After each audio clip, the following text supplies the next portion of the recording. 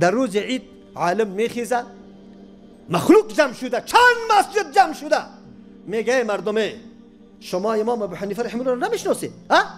بشناسی امام ابو حنیفه رحمه الله را. در پیش دروازه‌وان کعبه رفت، برش گفت که بر دروازه را اعلام کن که من نماز میخوانم. حضرت امام صاحب آخرین حجشان است، وقتی که به کعبه مبارک رفتن از خلیفه کعبه اجازه خواستن که مداخل کعبه یک بار اگر درایم چطور میشه. خب اونا خیلی احترام داشت به حضرت امام اعظم، گفت شما داخل شوید. حضرت امام اعظم صاحب داخل دروازه کعبه، یعنی در درون چهار دیواری کعبه می‌دارن که در اونجا هر کس در آمدن نمیتونه، به اجازه نیست. غیر از پادشاهان، چون امام اعظم پادشاهی باطن است.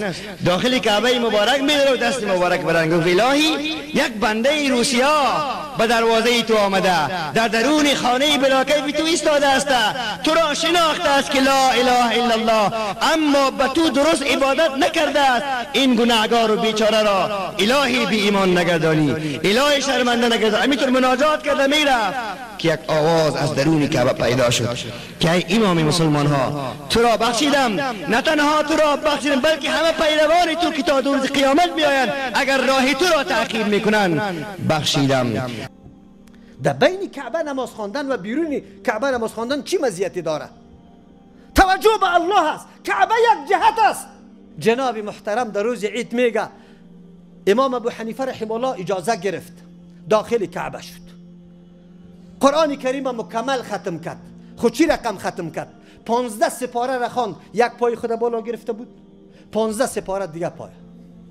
امام اعظم صاحب وفاتشون نزدیک وفاتشون بود، در حج آخرین بسیار عسکری مبارک داخل خانه کعبه اجازه خواست که من داخل خانه کعبه میدارم، چون عالم شهید جهان اسلام بود، عربا اجازه برشان دادن.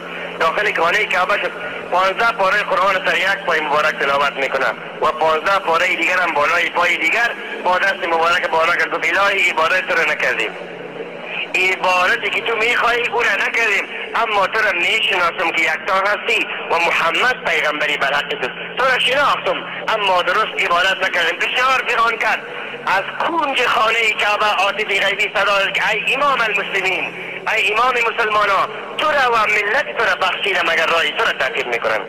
و شما در مذهب کی هستیم؟ امام اعظم صوفی کوفی رحمت. پیغمبر میتونم نماز خوانده؟ ما خود از زندانا که ما را جزا داد به می رقم جزا داد، گاهی یک پای ما را بالا می گرفت، باز گاهی دیگه پای ما را سر ما بالا می کرد. ببینی امکان داره کلی قرآن کریم در یک شب بله انسان خوانده میتونه، او رکوع، او سجده، او دعاها که امام ابو حنیفه رحمه الله دور و دراز میکرد میتونه کلی قرآن در یک شب بخونه، باز 15 سپاره رو تو پای تا بالا بگی چند ساعت میشه؟ قوتی باشه؟ قوتی باشه؟ بعد از او آواز هاتفی شده، هاتف آواز میگه، یعنی آواز غیبی شده که برو ابو حنیفه رحمه الله گفت که بعد از خلاص کردن نماز گفت که یا الله ما عبادت تو را کما حقو نکردیم. آواز شد که برو تو و کسی که پیروانی توست مکمل بخشیده. وقت چرا عمل میکنه مردم؟ برادرای احنافی ما اینجا عمل نکنه بعد بره خود به خود بخشیده شده است. عجیب نیست.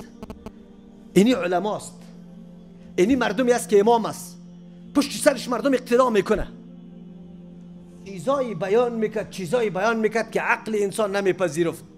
بسیار تعجب کردم. یا الله، این مردم امروز آمده که چیزی بگیره، از یه عالم چیزی بشنوه، مسائل روز حالت فعلی مسلمانان را تحلیل کنه، به مردم چیزی بده، اما چیزی گفته میشه که حتی در دین وجود نداره. بگه بول رسول الله صلی الله علیه وسلم بیرون رفت کرد. جناب رسول الله صلی الله علیه و سلم به یک جای بول کرد. یک کسی ام ایمن نام داشت. رسول خدا که دوباره میآید صلی الله علیه و سلم، ام ایمن برآمد، پرسید که جناب رسول الله به کجا بول کرده. سبحان الله بگوین برادران عزیز. بالاخره از بویش یا بوی عطر میداد بول رسول الله علیه السلام. عطر جناب رسول خدا را بوی کرد و نوش جان کرد. دوباره آمد گفت که یا رسول الله صلی الله، گفت کجا بودی؟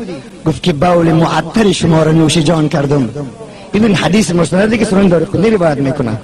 جناب رسول الله صلی الله علیه و سلم مهربانی کردن که خب دیگه کسی که به شکم او عطر ما بخورد، بول ما برود، شکم او هرگز گرسنه نمیگردد. بولی که در بیرون شود در دشت اون نوشیده میشه، او باقی میمونه، رو زمین جذب میکنه. مقصدش مواد غایطه است. نعوذ بالله نعوذ بالله. در یک حدیث صحیح کسی ثابت بکنه که مواد غایطی پیغمبر علیه السلام کسی خورده باشه، نعوذ بالله. دعوت به این میده که مردم مواد غایطی پیغمبر علیه السلام خواست دنیا رحلت کرده. او جناب پیر صاحب میگه که از مرا نعوذ بالله